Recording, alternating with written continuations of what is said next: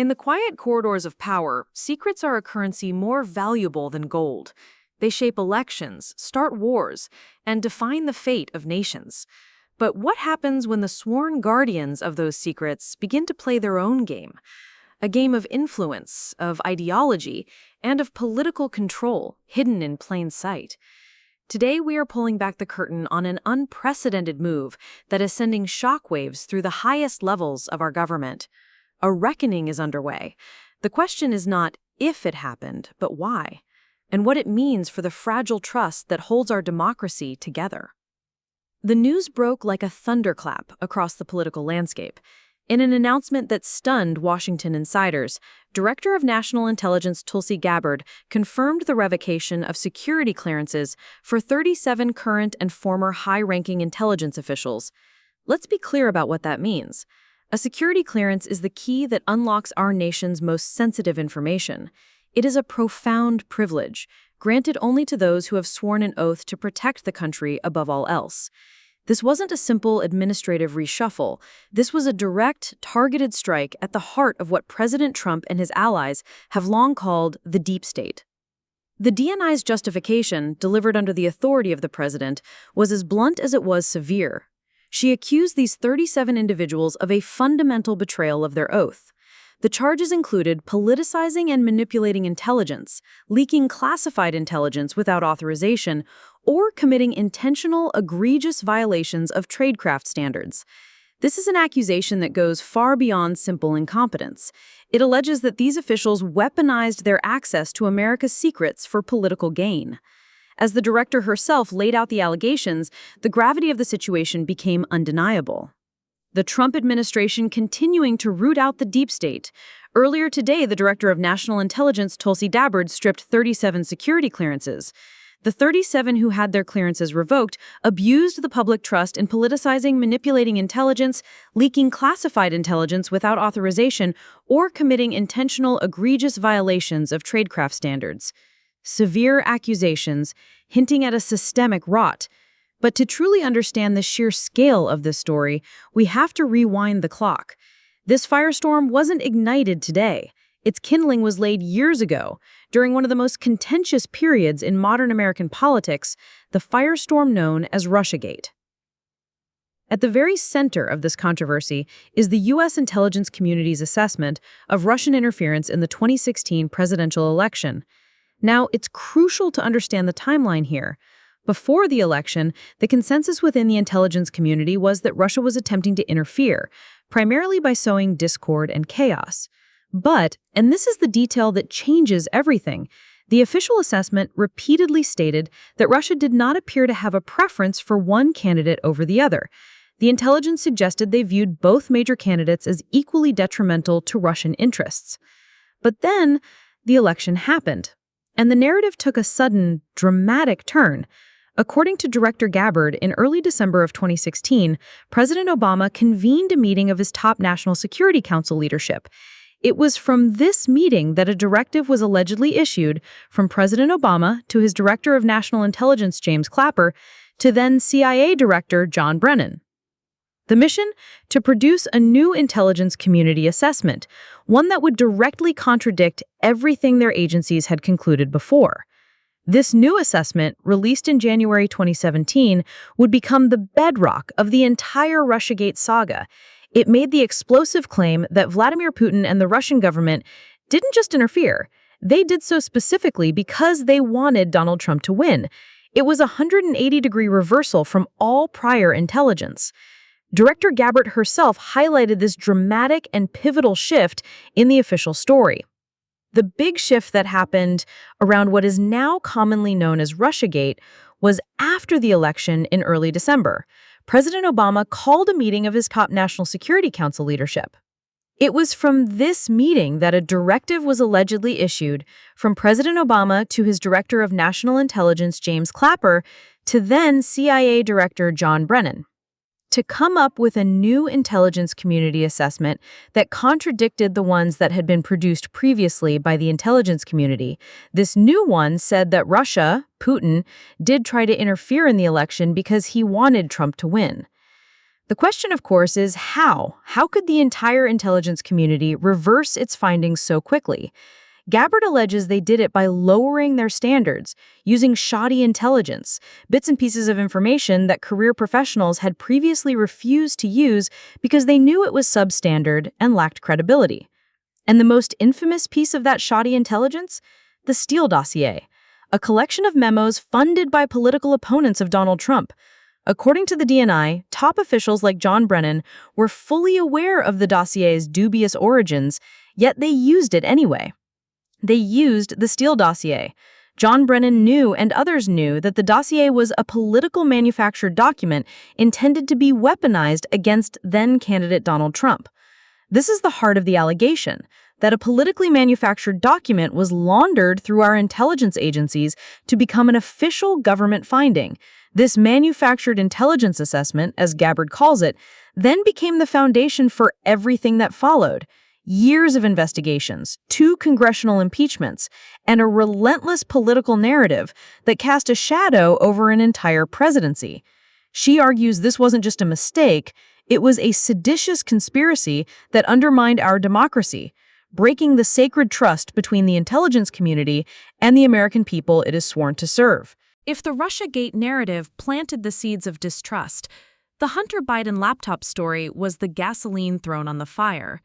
Just weeks before the 2020 election, a bombshell story dropped, and almost immediately a letter appeared, signed by over 50 former senior intelligence officials. Their collective message was clear and authoritative. The laptop story had all the classic earmarks of a Russian disinformation operation. This wasn't just a casual opinion. These were individuals who carried the weight and credibility of their former positions. Their letter was published by Politico and became an instant talking point, effectively shutting down mainstream discussion of the story. It was even used as a shield in a presidential debate by Joe Biden to deflect questions. The problem, as we all know now, is that they were wrong. The laptop was real. The stories were true. It was not Russian disinformation. According to the current DNI, the very same officials who are now having their clearances revoked were part of the group that signed that letter. This incident is presented as Exhibit B in the case against a politicized intelligence apparatus, a clear-cut example of officials using the credibility of their security clearances to engage in partisan political activity, and critics argue, to directly influence the outcome of a presidential election. Predictably, this unprecedented purge has ignited a ferocious debate about the very nature of power in Washington. On one side, the administration and its supporters frame this as a long overdue housecleaning. They argue that holding a security clearance is a privilege, not a right, and that those who betray their oath by leaking or politicizing intelligence forfeit that privilege. They see this as a necessary strike against an unelected bureaucracy that believes it can operate outside the will of the American people's chosen leaders.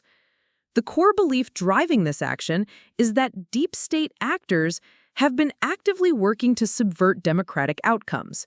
In other words, do we have deep state actors that are trying to influence our presidential elections? Is that what we are concluding here? Yes. We have people within the intelligence community when you look at this example of who President Obama charged with this task. From this perspective, the revocations are essential to restoring faith and integrity in institutions that have been weaponized for partisan warfare. The argument is simple. The president must be able to trust the people with access to the nation's most guarded secrets. But the criticism has been equally fierce. Opponents see this not as a cleanup, but as a political purge. They argue that these actions are being taken without any specific public evidence being provided against each individual. Mark Zod, a prominent national security attorney, has blasted the move, calling it weaponization and a political move. The critics contend that these are career officials, meant to be apolitical, and that targeting them based on perceived loyalty sets a terrifying precedent.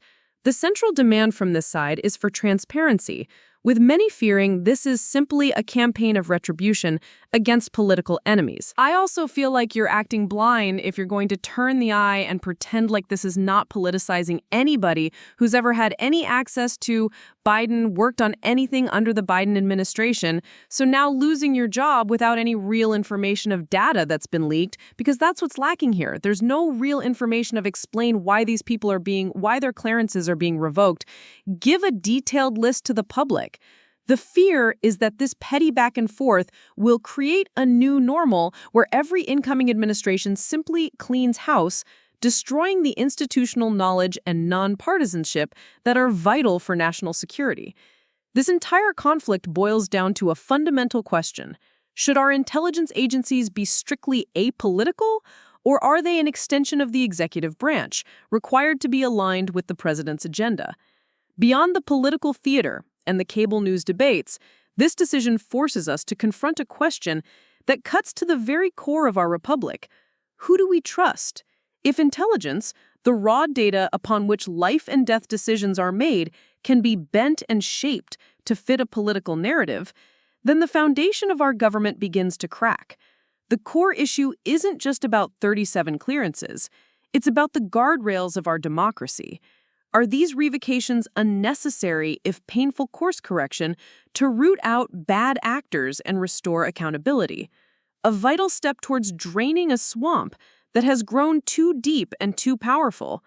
Or are they a vindictive retaliation campaign that further blurs the line between public service and partisan loyalty, setting a precedent that could be abused by any future administration? This crisis forces a national conversation about oversight, accountability, and the soul of our institutions. How do we ensure our intelligence professionals can provide unvarnished truth to power, free from political pressure, while also ensuring they are answerable to the leaders who are elected by the people? This is not just another political battle. It is a profound test of the checks and balances designed to protect us all. The health of our national security and the long road to rebuilding the American people's trust hangs in the balance. As this story continues to develop, one thing is certain: transparency is paramount, because in the end, the ultimate victim of politicized intelligence isn't a president or a political party.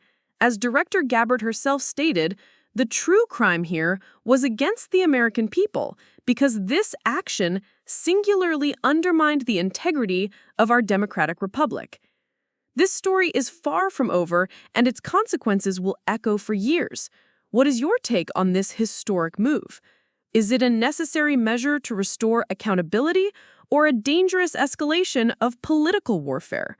We want to hear from you in the comments below.